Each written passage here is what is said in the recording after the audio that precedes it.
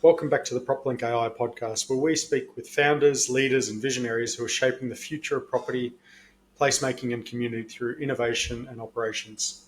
I'm Stuart Quintal, the founder of PropLinq AI, a company helping real estate businesses use AI to qualify leads faster and convert more deals. But sometimes on this podcast, it's where we explore the human side of property and the big ideas transforming the way we live, work, and play. Today's guest is Kathryn Chiswell-Jones, CEO of ArtSpace Lifespace, a Bristol-based charity with a powerful mission to take underused, overlooked, and sometimes outright problematic properties and transform them into vibrant spaces for creativity, culture, and community. Their work challenges the notion of vacant and replaces it with vital. Kathryn, thank you for joining me. Thank you for having me, Stuart. Kathryn, I'd like to start with your story. We caught up earlier before this podcast. You've had a fascinating career that spans living in Japan, marketing, engineering, and real estate, and all the way to leading a creative placemaking charity. Can you walk us through that journey? Sure, absolutely. I first left Dublin in Ireland and moved to Japan back in the early 2000s. And I was working for a board of education in Japan and working very much in the heart of communities. My background is marketing and Japanese, so inevitably I made my way to Japan. But I really learned a lot working in the communities there and working across culture and working with all different sectors of society. And it's something I definitely brought back with me when I moved to London. I moved to London in 2001. I ended up working for an engineering company, working in their marketing and also in project management. And inevitably, that brought me in touch with lots of different sectors of community and technology. And it introduced me to sustainability for the first time, doing work with research with the chief of technology. And it was this mixture of community and business and also just this desire to always be innovating and learning that ended up bringing me to Bristol. And I've made my home here for the past 15 years. And I started working for ArtSpace Lifespace in 2017. I first came across the charity soon after I moved to Bristol. It really inspired me. I worked as a volunteer setting up templates for the charity. And years later, when the role of manager came up of the charity, I was really excited to apply, and I've been here ever since. What was it about, I guess, the island event space that made such a strong impression on you? Um, well, it was a fantastic show, to be honest. The island is a former police station. The whole complex was an old fire station. There was a CID building. It was an area that was earmarked for development. It was due to become a fancy hotel and mixed use. And then the charity that was in there were able to stay on longer due to the recession. And so they used that as a platform to bring together so many different creatives. There were a huge amount of volunteers that were involved in setting up this project, the island. The name ArtSpace Lifespace derives from the fact that people lived and worked in the spaces. So you had people living there, people making communal meals together, and you had people devising these amazing shows and inviting people from across the country to participate in creating something really special within the space. And there was one point when I was at one of these brilliant shows that they created where they built these temporary cities within this city space, full of sideshows and vaudeville and lots of fun. And at one point, there were some circus characters abseiling down the building, walking across with tight ropes. And the founder of ArtSpace Lifespace and the ringmaster of Invisible Circus made this speech about all the possibilities that there were for creativity in the city. And you just looked up and saw the skies filled with with fire performers and people abseiling and people coming together to create something amazing out of nothing. And it was just really inspiring and made me really want to get involved in Bristol's creative art scene. And now, I'd like to sort of talk about the core problem your charity is tackling. In many cities, we see empty buildings that degrade the neighbourhoods. They can create safety issues, or they can, you know, lose their cultural value. What's broken in the system today when it comes to underutilised buildings? It's very challenging at the moment for the city, with particularly in our high street, I think, because the retail value in particular is valued so high. And I understand it's very challenging for property owners because they don't want to reduce the rents on their property, because often these property values are linked to bank loans, etc. But this is absolutely breaking our cities by looking at property as a bankable asset rather than things that fill our high street. And we're seeing this decline in high street property as a lot of these mega chains move out. It was something that really shocked me when I actually first moved to the UK, is how all of our high streets look so identical. So whether you're living in Streatham or you're living in a high street in Bristol or in Newcastle, everywhere you go, you are having these similar high streets filled with, and I won't name names because I don't want to shame any particular chain, but you know, they are everywhere, these same shops. And that independent community spirit just seemed really lacking from these high streets. The high streets that thrive here in Bristol are the ones that are filled with independent shops with a real mixture of community spaces at their heart. Now, as I think online retail is now at about 30%. So rather than you take a trip to your local high street, you're going to have these people who are buying stuff online or going to an out of town retail shopping centre because that's more convenient for them. They can drive in, get what they want and leave. Whereas actually high streets used to be these places of community. Before World War II, civic spaces were at the heart of our high streets. And just over the years, these community spaces and these centres for people have been replaced with these like churches of consumerism. And so it's about how we can reinvent our high streets again in a world that needs to also change, because we know that people are consuming too much. And what we see is thriving on the high street tends to be the more experiential activity, where you have people still coming out to spend money on restaurants or on dining, and that's what communities are craving. They want spaces to gather together, but unfortunately, a lot of these community spaces and these these more experience based activities, they can't compete with the rental markets that are out there. The independent shops, there's absolutely no way that they could afford the high street rentals out there. As an example, we have a independent retail space within Sparks, which is, we call our department store with a difference. And we use that as very much an incubation hub for sustainable traders to come in and trial their business.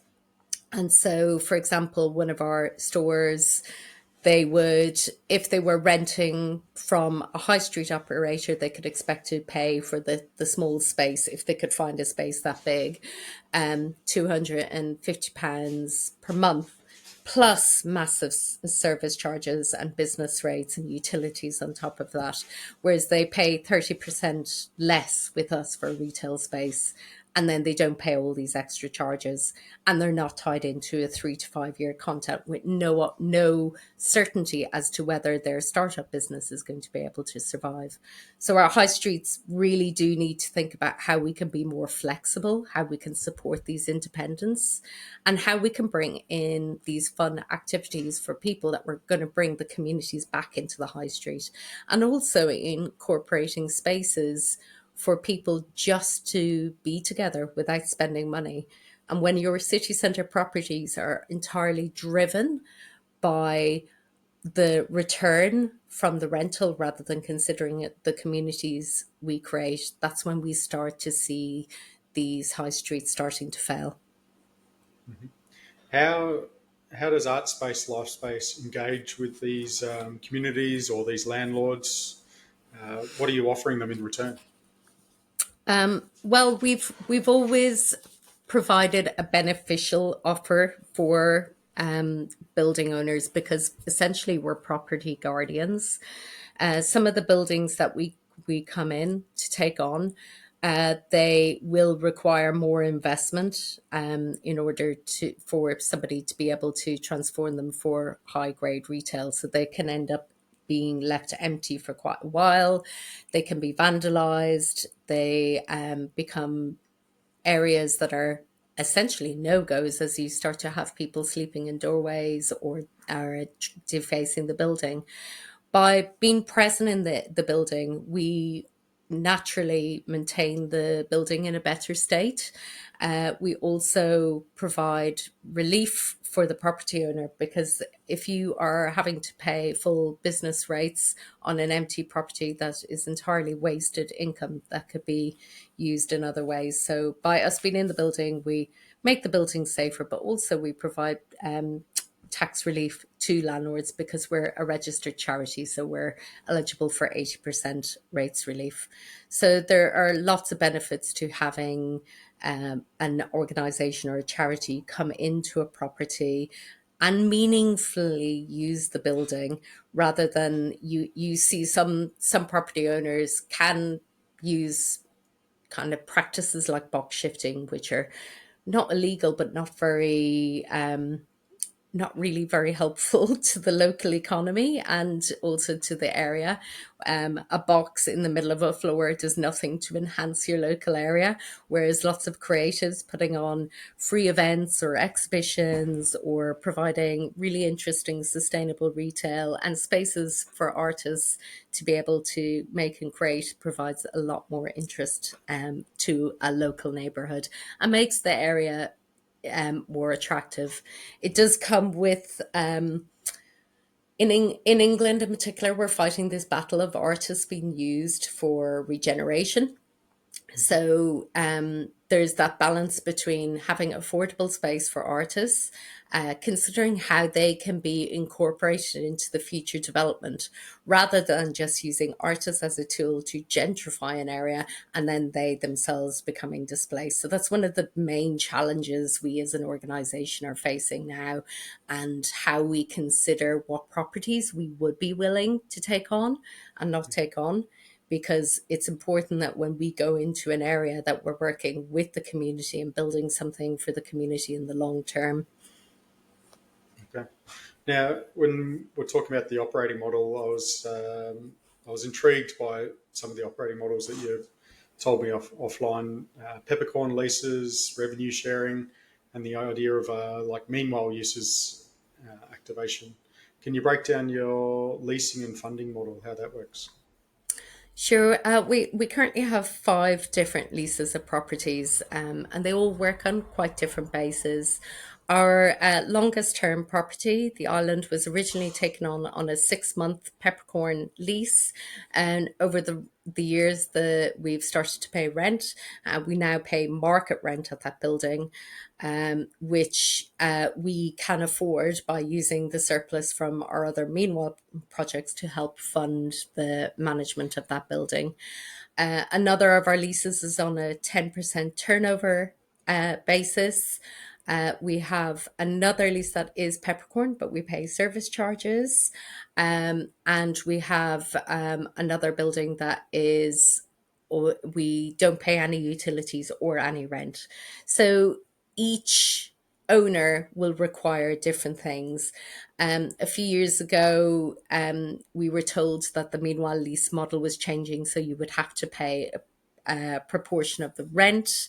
And I think that was because more and more properties that were being taken up by commercial rents. So there is negotiation required on the different levels of property that we take on. We very much, however, see ourselves as providing a service. So we are working to adapt our model so that rather than us just taking free space, activating it, and people being able to then use that activation to make the property more attractive for development, we want that recognized in terms of how they can support artists to take on buildings. So often artists are brought in, as I said previously, to make a building seem more popular. And I've even seen developers pay companies to bring in artists to gentrify these developments in certain ways. We very much look at our leases in how we can bring the value to the communities. The peppercorn rent means that we're able to provide spaces at a much lower rent. For example, an artist studio with ArtSpace Lifespace and managed by us would cost half what somebody could expect from if they were trying to compete in the open office market. So by having these meanwhile leases, it obviously reduces our costs, and then we're able to pass that on to our studio holders who wouldn't otherwise be able to afford to rent their own space. Now, behind the scenes, like, all these different ways your leasing deals are happening and finding spaces as well as setting up spaces and managing the community. Like, you're running multiple sites, multiple artists, tenants, revenue, and funding. How are you coordinating and operating across so many temporary sites? Are there systems, Um, tools, technologies you rely on? we've been typically very low technology, and it's been a very small operation that has grown to that many sites over time. Our model is that every building has a building manager who's responsible for the overall facility management and the studio management, and we tend to have a bookings officer that is responsible for managing our hireable spaces. So we operate our model on this earned income model, and we also have like about 10% of funding that helps towards our core management costs and pays things like my salary. But the management of it is very, very much a cooperative model of, so we'll typically have a structure of staff depending on the needs of the different building. For example, two of our buildings require to have venue assistants on site, so we'll have teams of venue assistants that work across the project. We have central functions. So we have a marketing officer, a finance officer, myself, and a charity operations manager who works across all of the sites and provides support with the core operations of the business, with the buildings then managed by these individual managers. And then we coordinate monthly to see how our different teams can support each other across all of these projects. Like that, even with having this peppercorn rent, the only way that we can provide these cost savings to all these artists is by running on a very lean team. And so we are using tools more to help coordinate us. However, it we are still learning about the potential of the technology systems that are out there to help support us. Like, for example, some of our team, even when it comes down to project management software or things like Trello, will be no, I can't deal with that. I'm very much an Excel spreadsheet type of person. So there is a lot of different styles of working with different team members, and you do need to bring those into mind when we look at how we manage the needs of the different properties and businesses. One of our landlords, for example, uses a property management tool called Spiceworks, and then some of our other building managers just prefer to have a Google spreadsheet with which identifies when a task is due. So it varies across different businesses as well. I remember when I first introduced a team of mine, I was managing a team in Egypt, to Trello, and they'd never used any sort of management tools. And this was a tech company. It took a little bit of time to obviously get the cadence right, but just the simplifying the approach to a Trello board meant that they were losing all their work in emails because that's what they were using previously, just email messages, and they just weren't able to keep up with it. But yeah, I'm a big advocate It's for it's bringing people on a journey. It's always a journey. yeah, People, it is always a process, yeah, journey. people, And process, and and look, platforms. we've tried using Slack, we've used Trello, we've used Asana, um, we've tried all of these different tools, and there can be real resistance from different team members. So I think when people understand the value of something, it helps. What we're finding actually works best for us at the moment is just as simple as the task function in Google. So now in the Google Docs, you can assign your tassel within there. It appears in people's task list in their calendar.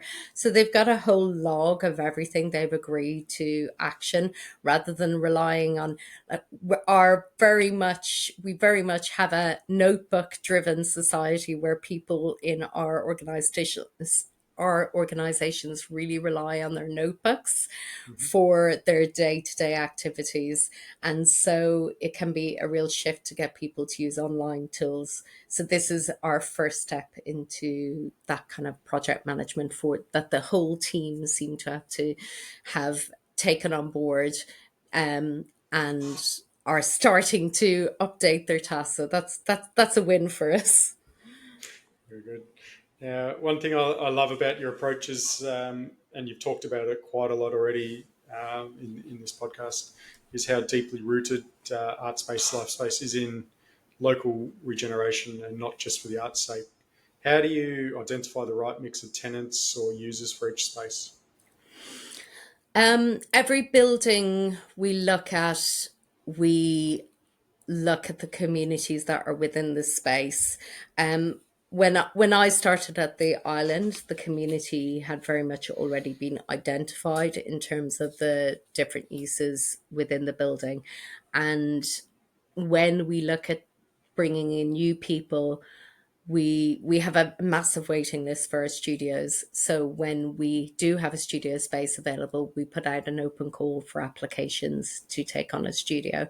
And then we look at who is the best fit, because a lot of these studios are shared, and we try and open up the opportunities so they're as diverse as possible.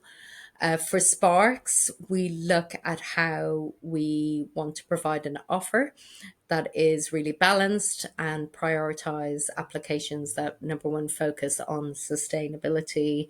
You have to be a sustainable seller to be able to sell at Sparks. And again, looking at the diversity and mix of what it is that the community wants, and trying to actively approach and bring in traders where the community have told us that there's something that they need. For example, some of our visitors to Sparks asked whether there was a prayer space. So that's something we created within the store, so that there was a central space for people to come and just have some quiet time, and also quiet spaces within the store. When we first developed Sparks, that was very much collaborative. So our partners at Sparks Bristol is Global Goals Centre, who are a sustainability charity, and the Invisible Circus, who are a performing arts charity. And together we gathered over 60 individuals from all across Bristol in terms of sustainability, independent artists, and asked them what they wanted to see within this space, because Sparks is such a massive big building with a very visible profile on the high street. We realised this was a really unique opportunity to involve so many different voices in Bristol in what we should do with this building. Because we're meanwhile space users, we don't always have the luxury of developing that case. But thanks to all of those different partners and individuals who were really keen to participate in what it should be, we were able to really quickly decide on what our vision and mission for this building was.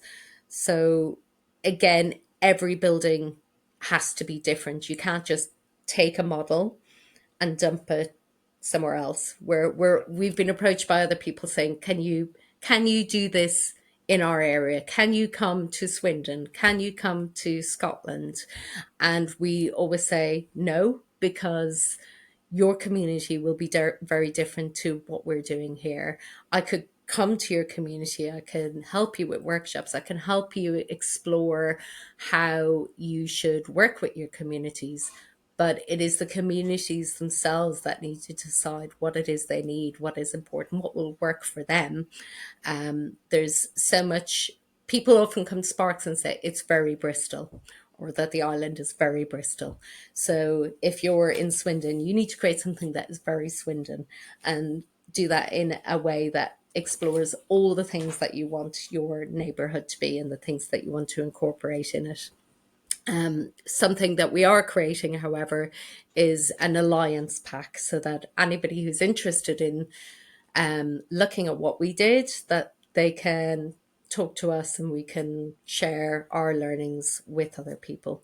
Because I think that's what's really important, is not taking what somebody else has done, but learning from their mistakes and learning their best practice and then applying it in your own communities. Any of the particular stories of transformation that really stand out to you? Um, I think for me, the main things within Bristol is how the city centre is changing, um, through having these creatives on the high street. So rather than just being big business, like for example, the island, which has been there for 17 years, that was originally meant to be this massive commercial project, and now our landlord is a charity that works with young people. There is a hostel on that site that was previously meant to be a hotel that is run by the YMCA. So you can, through activating these spaces, change the perception of what a neighborhood could be, and they can become more like spaces for community. And similarly with Sparks, even if we don't get the opportunity to take on that in the future, the work that we've been able to do in regeneration is also helping transform how people see what the high street should be. We're one of 5 innovators selected nationally for the Power to Change community-led High Street Innovator Project, which is all about how we can embed communities on the high street.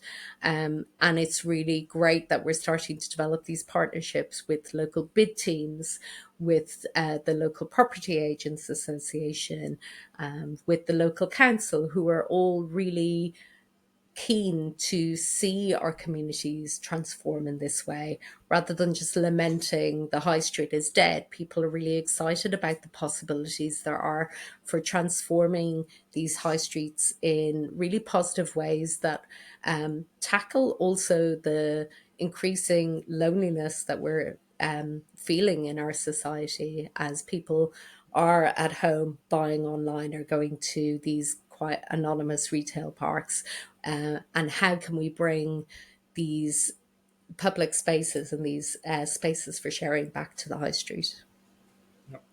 Now, looking ahead, with as you've sort of mentioned, with high streets changing, retail shifting, and communities looking for more public space, where do you see ArtSpace Lifespace growing in the next, say, 12 to 24 months? Over the next couple of years, something that we are really keen to advocate for more and hopefully engage in is more certainty for our organisation. And we'd like to either take on a longer lease at our longer term building, or perhaps even purchase a building of our own, because we support so many artists in the city. For example, at Sparks, we currently have 27 artists with studios. At the island, it's over 100 artists that require affordable space. And we want to provide that long-term guarantee for them. 60% of our artists report earning less than £20,000 a year, which is less than the national minimum wage. And their art is also really important to them. and having spaces where they can make their art is really important to them. So we're really going to focus on how we can protect more of these spaces, because Bristol is very much a city that is undergoing a lot of change at the moment. I'm continuing to advocate for affordable space for artists. Yeah. What would you need in order to, over the next 2 years, what would you need in terms of partnerships, funding, tools to sort of reach that goal or scale the impact? Yeah, we really need a mixture of everything. So we had something called the Community Ownership Fund in the UK, and that has been paused. But in my opinion, that we really do need to be looking at bringing back programs like this to support people to be able to purchase their own building. But also we need to look at how we can invest differently, like impact investing. I really believe that so many people want to see their pensions, or they want to see their futures in investing in their local communities, and knowing that their wealth is helping generate wealth for all of the community. And how do we shift those levels of investment so that any real estate investment is more about community investing? So that will be another thing that can change. Um, there's it's been a funny few years in real estate, in that we continue to look at a property as this resource that is just for income, rather than property as being something that is there to house people. It's there to connect people, and it it really is time for a transformational change in how we view the land and how we steward the land, and how we use it not just to bring value to shareholders, but to bring value to the people who live in these neighbourhoods. Yeah. Now, if you had a magic wand, Kathryn, and you could fix one problem, what would it be? Um, I oh it's difficult, because so much of there isn't just one problem. There's a lot of interconnected problems. So for me, it would be very much looking at how we change models of vacant property, are around not just looking at the uses of the building, but how we can support people and independence through lower rents, through not looking at buildings as these bankable investments, and also that the rental value being tied to the land value doesn't really make sense. So I think maybe there's more work generally to be done around land tax rather than business rate tax, and how you property owners are working in a system that currently doesn't work for them, in terms of the fact that their investment could be devalued if they try and support renting to other people, and that they also use practices such as box shifting, or the tax breaks from demolishing your property and soul stripping your property rather than having it let meaningfully.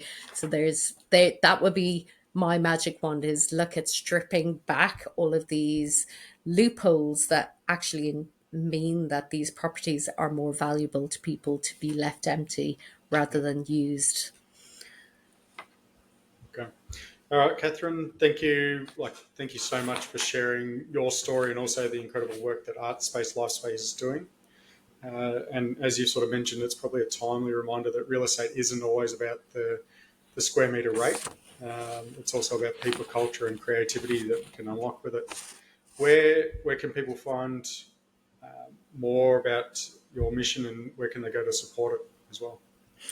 Yeah, you can go to our website. It's artspace.uk. Or if anybody would like to get in touch, they can email info@artspace.uk. Great. All right, everyone. Thank you for listening. And also, Kathryn, thank you for sharing your story. Thanks so much, Stuart. There we go.